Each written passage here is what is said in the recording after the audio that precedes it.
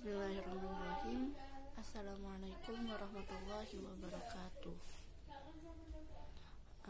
Saya Ihda Husnayain. Di sini saya akan menjelaskan tentang 6 prinsip PAUD. Prinsip yang pertama adalah belajar sambil bermain. Pada usia di bawah 6 tahun adalah masa-masa anak itu suka bermain. Jadi bagaimana caranya agar pembelajaran itu masuk kepada anak, maka dilakukanlah melalui dengan bermain itu. Jadi agar pembelajarannya itu bisa masuk, dilakukan dengan cara bermain. Yang kedua adalah berorientasi pada perkembangan anak. Bagaimanapun pendidik harus mampu mengembangkan semua aspek perkembangan sesuai dengan tahapan usianya. Jadi jangan sampai kita mengembangkan aspek-aspek perkembangan itu tidak sesuai dengan usianya. Jangan sampai anak umur 3 tahun disuruh gambar, terus disuruh sesuatu yang mereka itu belum mampu gitu. Berorientasi pada kebutuhan anak. Bagaimanapun juga pendidik harus bisa memberi rangsangan pendidikan atau stimulasi sesuai dengan kebutuhan anak, termasuk anak-anak yang berkebutuhan khusus. Jadi kan setiap anak itu memiliki karakter yang berbeda dan memiliki kebutuhan yang berbeda. Jadi kita sebagai pendidik itu harus mampu memberikan apa yang dia butuhkan sesuai dengan perkembangannya. Karena perkembangan mereka berbeda-beda, jadi ya kebutuhannya juga berbeda-beda. Jangan menyamakan. Apalagi untuk anak-anak yang berkebutuhan khusus, pasti mereka memiliki atau membutuhkan kebutuhan yang juga khusus. Yang keempat adalah berpusat pada anak. Pendidik harus menciptakan suasana yang bisa mendorong semangat belajar, motivasi minat, kreativitas, inisiatif, inspirasi, dan kemandirian sesuai dengan karakteristik, minat, potensi, tingkat perkembangan, dan kebutuhan anak. Jadi berpusat pada anak adalah bagaimana pembelajaran itu disesuaikan dengan anak tersebut. Bukan dia yang harus menyesuaikan dengan pembelajaran kita, tapi kita yang harus bisa menyesuaikan dengan si anak tersebut. Pembelajaran yang kita berikan itu harus sesuai dengan anak tersebut itu. Lalu yang kelima adalah pembelajaran aktif. Jadi di sini kita harus mampu menciptakan suasana yang mendorong anak untuk mencari, menemukan, menentukan pilihan, mengemukakan pendapat, dan melakukan serta mengalami sendiri.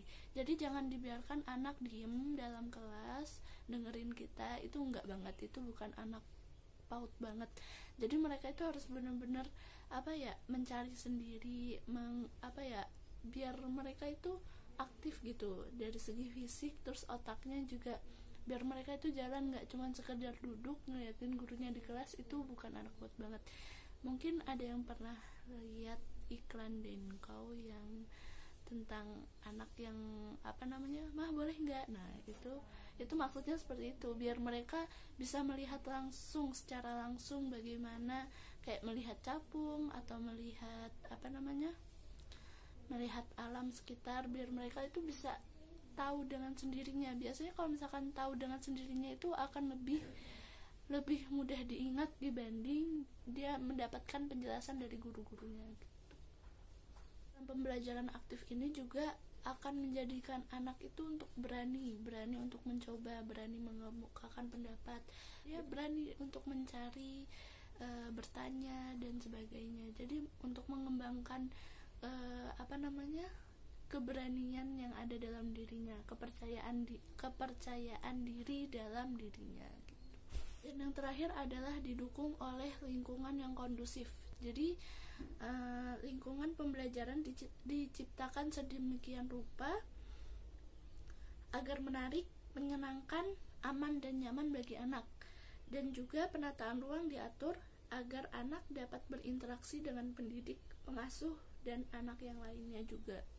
Jadi harus luas gitu kan, anak kan biasanya suka main-main, suka lari-lari gitu kan ya.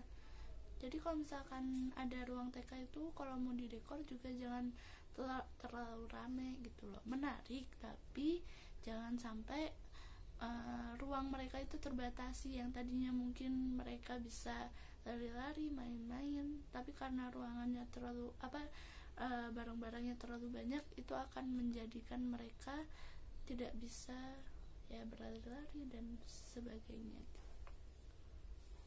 Yang mendasari, yang menjadi dasar dari PAUD sendiri adalah, jadi anak usia dini itu kan adalah sosok individu yang menjalankan proses perkembangan dengan pesat dan sangat fundamental bagi kehidupan selanjutnya.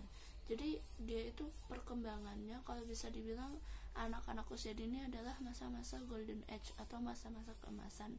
Jadi dimana perkembangan mereka itu lagi pesat-pesatnya. Dan selanjutnya adalah anak usia dini berada pada rentang 0 sampai 8 tahun.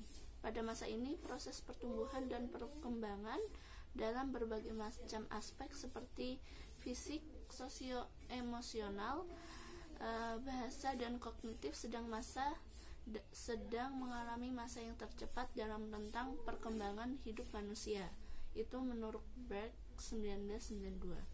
Apabila perlakuan yang diberikan tersebut tidak didasarkan pada karakteristik perkembangan anak, maka hanya akan menempatkan anak pada kondisi yang menderita. Jadi fungsinya dari PAUD sendiri adalah untuk mengembangkan potensi yang ada. Jadi kan anak usia dini itu kan masa-masa lagi cepat-cepatnya berkembang ya. Terus ketika ketika potensi itu tidak dikembangkan dengan baik, itu akan membuat anak itu jadi nggak berkembang gitu. Jadi bagaimana caranya agar perkembangan yang pesat itu bisa berjalan dengan baik, mengembangkan berbagai potensi anak sejak dini sebagai persiapan untuk hidup dan dapat menyesuaikan diri dengan lingkungannya. Jadi untuk mencapai jenjang ke selanjutnya itu PAUD itu sangat dibutuhkan. Jadi ya karena anak usia sekitar segitu itu sedang masa-masanya cepat untuk belajar gitu ya. Sekian video dari saya, Ihda Husnayain. Kurang lebihnya mohon maaf. Wassalamualaikum warahmatullahi wabarakatuh.